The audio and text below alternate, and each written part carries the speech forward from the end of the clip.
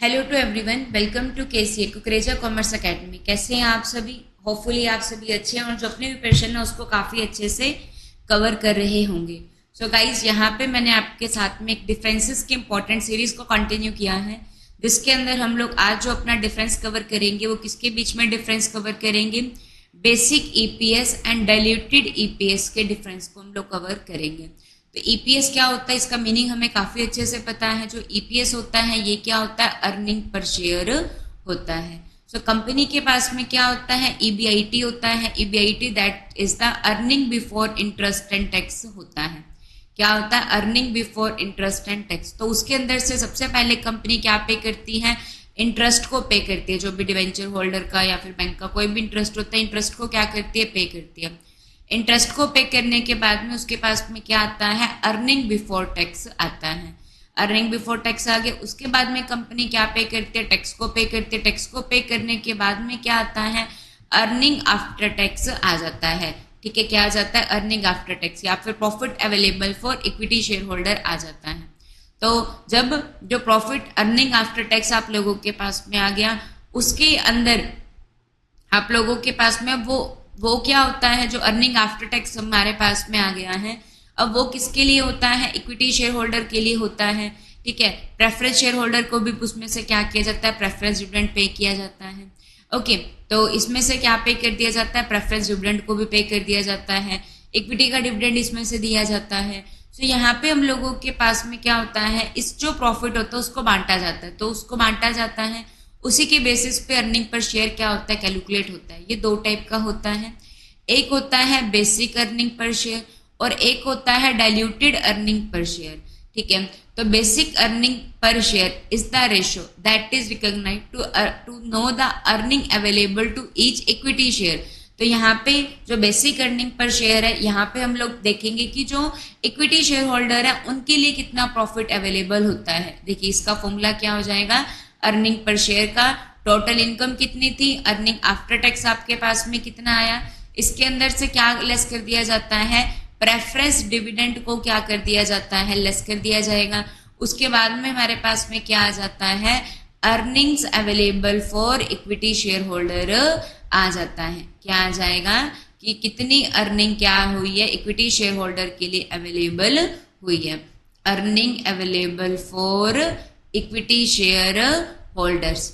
Equity share holder के लिए कितनी अर्निंग अवेलेबल हुई है? जब इसको क्या कर दिया जाता है?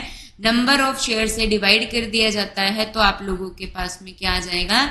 बेसिक अर्निंग पर शेयर आ जाएगा। So basic earning per share is the ratio जहां पे ये देखा जाता है कि इक्विटी शेयर होल्डर को पर इक्विटी शेयर को कितनी अर्निंग अवेलेबल हो रही है। ऑन द अनदर, जब डाइल्यूटेड अर्निंग पर शेयर होता है वहां पे क्या देखा जाता है कि जो पोटेंशियल शेयर होल्डर है, मतलब कि यहाँ तो जो ऑर्डिनरी शेयर एक्चुअल में है, इक्विटी शेयर जो है उन्हीं को देखा जाएगा, लेकिन डाइल्यूटेड में जो फ्यूचर में शेयर होल्डर बन सकते हैं, जो पोटेंशियल शेयर है, फॉर एग्जांपल कन्वर्टेबल सिक्योरिटीज होती है। कन्वर्टेबल डिवेंचर का नाम हमने सुना है। कन्वर्टेबल डिवेंचर वो ऐसे डिवेंचर जिनको क्या किया जा सकता है? एक टाइम के बाद में इक्विटी शेयर में कन्वर्ट किया जा सकता है। ठीक है, तो उनको कन्वर्ट किया जा सकता है, तो वो कन्वर्टेबल सिक्योरिटीज होती हैं। तो जब उनको भी हम लोग ध्यान में रखेंगे तो वो क्या बन जाएगा? डाइल्यूटेड अर्निंग पर शेयर बन जाएगा। तो जो तो अर्निंग पर शेयर जो बेसिक अर्निंग पर शेयर रहेगा, उसका फॉर्मूला आप लोगों के पास में क्या रहता है?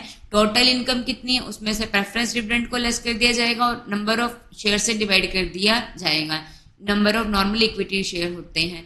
लेकिन डाइल्यूटेड पर शेयर के अंदर क्या हो जाएगा? वही टोटल इनकम में से प्रेफरेंस डिविडेंड को लेस कर दिया। बट यहाँ पे जो इक्विटी शेयर होल्डर है वो तो देखे पर जो फ्यूचर के अंदर बन सकते हैं, जो डाइल्यूटेड हो सकते हैं, जो चेंज हो सकते हैं उसके अंदर इक्विटी शेयर में, उनको भी कंसीडर कर चला जाएगा। तो उससे जो निकल कर आएगा वो क्या आएगा? डाइल्यूटेड अर्निंग डीपीएस आ जाएगा। क्लियर हो गया? तो बेसिक अर्निंग पर शेयर क्या होता है? एक टूल होता है जो मेजर करता है the profit of the firm on पर शेयर बेसिस, पर शेयर के ऊपर कितना हो रहा है। लेकिन जो डाइल्यूटेड ईपीएस होता है ये एक बैरोमीटर होता है that measure the quality of earning per share. ये क्या मेजर करता है?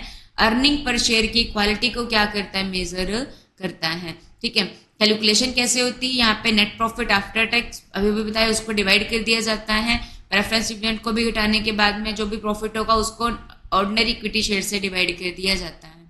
डाइल्यूटेड के अंदर क्या होगा, जो नेट अर्निंग होती है उसको टोटल नंबर ऑफ शेयर से डिवाइड कर दिया जाता है, जिसके अंदर हम लोग जो नंबर ऑफ शेयर है उसके अंदर हम लोग कन्वर्टेबल सिक्योरिटीज को भी लेकर चलते हैं, मतलब कि वो सिक्योरिटीज जिसको इक्विटी शेयर में कन्वर्ट किया जा सकता है उसको भी हम लोग यहाँ पे लेकर चलेंगे। क्लियर हो जाएगा?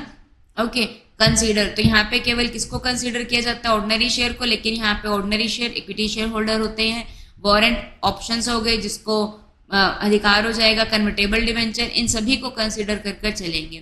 मतलब कि यहाँ पे लेने वाले लोग कम है लेकिन यहाँ पे लेने वाले लोग ज्यादा है, तो जहाँ पे लेने वाले लोग कम होंगे तो वहाँ पे वैल्यू क्या निकलेगी, हाई निकलेगी, लेकिन जहाँ पे लेने वाले लोग ज्यादा होंगे तो वहाँ पे पर पर्सन को कम मिलेगा, तो जो इसकी वैल्यू हो जाएगी ये क्या हो जाएगी, कंपेरेटिवली लोअर हो जाएगी।